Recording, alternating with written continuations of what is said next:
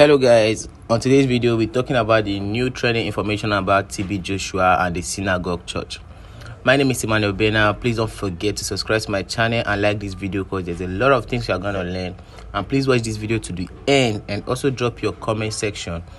That's your opinion and let's know. So let's go now. See, you people don't understand the joy I have in my heart that all these things are coming out about Pastor TB Joshua. I am so happy. Do you understand? See, the truth is that it's not even only Pastor TB Joshua. There are plenty. Almost all the pastors in Nigeria. If you hear their secret at the end of the day, you'll be funny. But like I always say, nothing is hidden under the sun.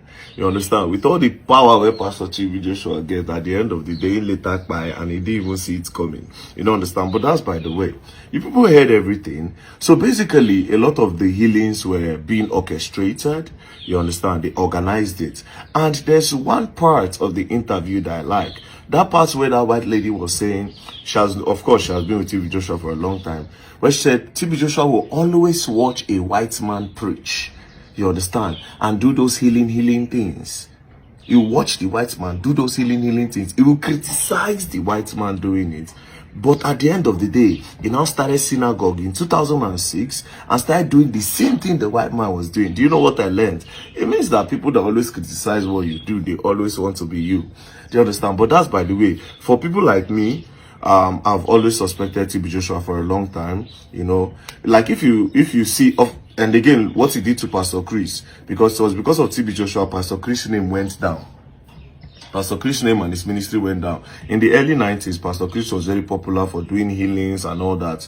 I don't know whether healings are real or not fake, but he was popular for doing healings and all that. Now, his ministry went down when he was invited to TB Joshua's church in 2001. Do you understand? That period, what happened? I think the story was that TB Joshua invited him when TB Joshua was trying to do healing for a particular person. He called Pastor Chris to come and lay hands. When Pastor Chris laid hand on the person, TB Joshua now came from behind and put his hand on Pastor Chris. Let it be as if he was transferring power to Pastor Chris. And immediately, boom, the likes of Chris Okotie, Pastor Adeboye, and there were plenty then, They now criticized him and said Pastor TB Joshua transferred occultic power to Pastor Chris. Man, Pastor Chris lost a lot of members.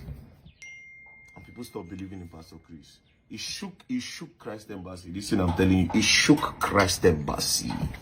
He shook Christ Embassy. Now, the question is, anytime I watch TB Joshua, and why I believe all these things, all the while, anytime I watch TB Joshua, I always ask myself a question. I'm like, wait, why is it that this devil, they always call me down for church? And how did they get opportunity to invite the devil? You understand? Devil will be saying, walk now to go to deceive, I do mind. Where when I go catch devil when I carry a control? So when they give a mic, what are you here for? I am here for you. I will scatter the world. And you say, no, you will not scatter the world. I will burn you. Shalalaba. Brah. That one go do. No. Brah. No. Brah. No. They will go stand up saying, I don't clear. I knew there was something fishy because these people never went to, you're doing healing. These people never went to the hospitals where there are a lot of sick people, genuine sick people. They never went to the hospitals. People had cancer in the hospital. People were dying of cancer. They never went to the hospital. People had HIV. They never went to the hospital to go and cure them of HIV. They were just doing this in the churches where they invited different people. And in the order to make other people believe, Pastor TB Joshua had to bring in white women. Because you know, of course, the Africans, they have this Oyibo factor. So I say Oyibo did one, yes. So they believed in him then. I have always doubted. I am not surprised by this news at all. I am not surprised by it at all. When I saw it, I was like, good. But the good part is that this is not, people should not be bothered. Most of your pastors that you see today, that's okay, all of them, they online, they reign. They are all about this life. They are part of it. Most of them are part of it. Don't be deceived. Do you understand? Don't be deceived. Most of them are part of it. It's all a game. Church is the biggest, let them be the big Yahoo. They cash out clean. You know the amount of water where Pastor TB Joshua sell? The amount of water where people buy, drink. Synagogue water where they go sprinkle. Just like this one we just send alabaster power water. You know the amount of them? Christianity is the only thing that took like, see, Christianity is taking Nigeria economy like this because people would rather work than, people would rather pray than work. And this is what the pastors have told them. And the pastors have told them that anything bad that happened to them, it is witchcraft. Do you understand? In your business, so the grace tell me, change business. Pastor tells you now witchcraft. Do you understand? A lot of things are wrong because of what these pastors are. These pastors have done us more harm than the Nigerian government. Take it from me.